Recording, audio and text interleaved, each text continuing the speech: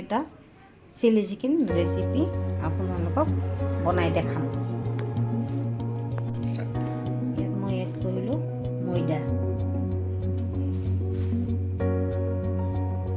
তাৰপিছত ইয়াত লাগিব আপোনাৰ কণী,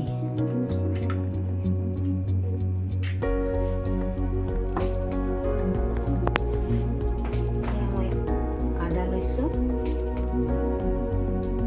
আদা নহৰু,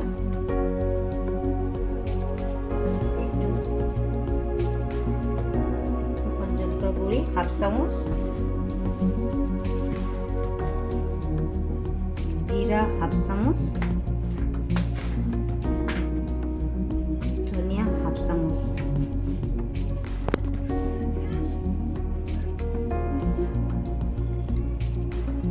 নিমখ আপোনালোকৰ হিচাপত ল'ব। মই ইয়াত 1 চামুচ এড কৰিলে। ইয়াত মই কোনো ফুড কালাৰ ব্যৱহাৰ কৰা নাই, মই ইয়াত কৰিছোঁ কাশ্মীৰ 1 চামুচ। ইয়াত মই গোটেইখিনি মিক্স কৰিম।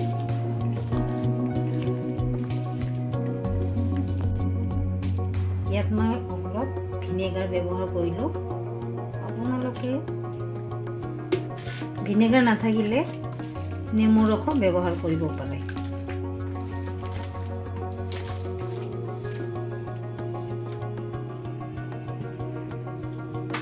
এসোপা নাই। ইয়াত অকণমান চয়া চচ ব্যৱহাৰ কৰিলোঁ। আপোনালোকে কালাৰটোৰ কাৰণে দেখাত ধুনীয়া হোৱাৰ বাবে অকণমান চয়া চচ এইটো হৈ গ'ল। এনেকৈ আপোনালোকে আধা ঘণ্টা এনেকৈ ৰাখি দিব, কাৰণ এনেকৈ ৰাখিলে মাংসৰ ভিতৰত গোটেই মছলাখিনি সোমাই যায়।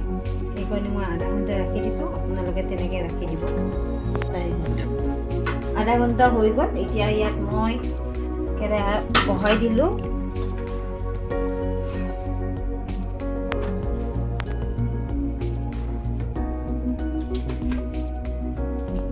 কেৰাহী গৰম হ'ল। ইয়াত মই ৰিফাইন লৈ লৈছোঁ।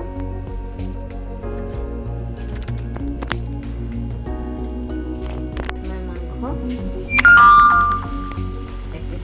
ফ্ৰাই কৰিম।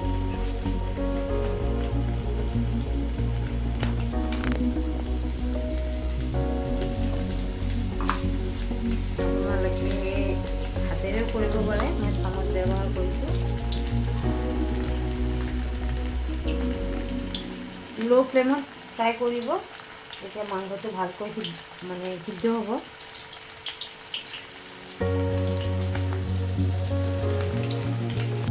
মাংসটো ফ্ৰাই হৈ গ'ল। মই এতিয়া এটা বাটিত উঠাই ল'ম।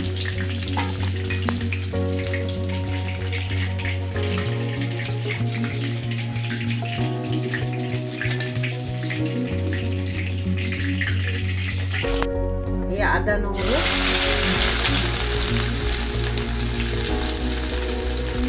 আপোনালোকে জলকীয়া আপোনালোকৰ অনুযায়ী ল'ব।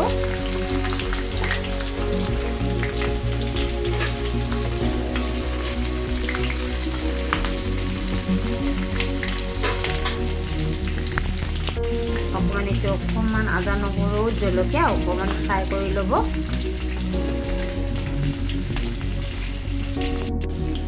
তাৰপিছত আপোনালোকে কেপচিকাম আৰু পিঁয়াজ গতিকে আমি ৰাখিছোঁ লৈ ল'ব।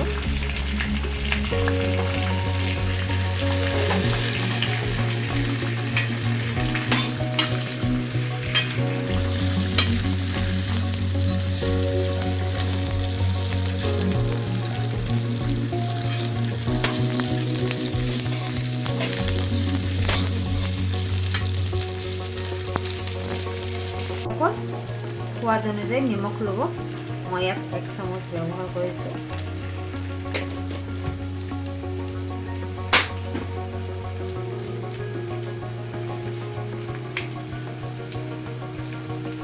চয়া চচ 1 কাপ লৈছোঁ। এসোপা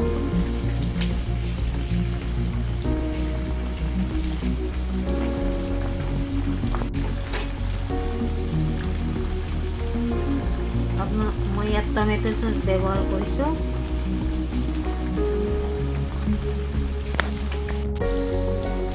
টমেটো চচ ব্যৱহাৰ কৰিছোঁ।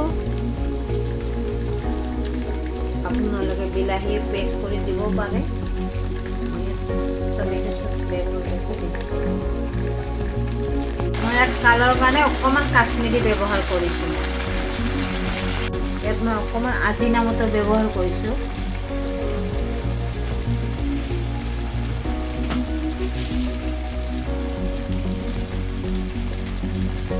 যিটো কৰি ৰাখিছিলোঁ এইটো মই ইয়াত দি দিলোঁ। মই একেবাৰে লৰাই দিছোঁ।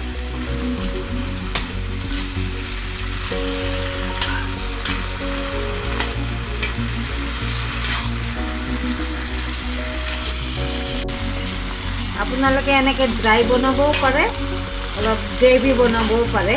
মই একচুৱেলি আজি ড্ৰাই কৰি বনাম বুলি ভাবিছোঁ। সেইকাৰণে আপোনালোকক কৈ দিছোঁ, আপোনালোকে গ্ৰেভি বনাব পাৰে, ড্ৰাই বনাব পাৰে। গ্ৰেভি বনালে অকণমান আপোনালোকে পানী এড কৰিব। মই আজি পুৰা ড্ৰাই বনাম।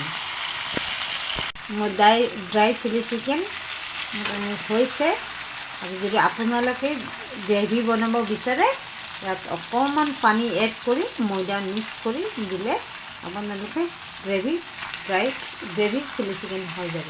মই আজি ড্ৰাই চিলি চিকেন বনাইছোঁ। যদি মোৰ ভিডিঅ'টো ভাল লাগিছে আপোনালোকে লাইক কৰিব, কমেণ্ট কৰিব, ছাবস্ক্ৰাইব কৰিব, ওচৰত থকা ঘণ্টিটো আপোনালোকে বজাই দিব। মই বিনি ব্লগলৈ।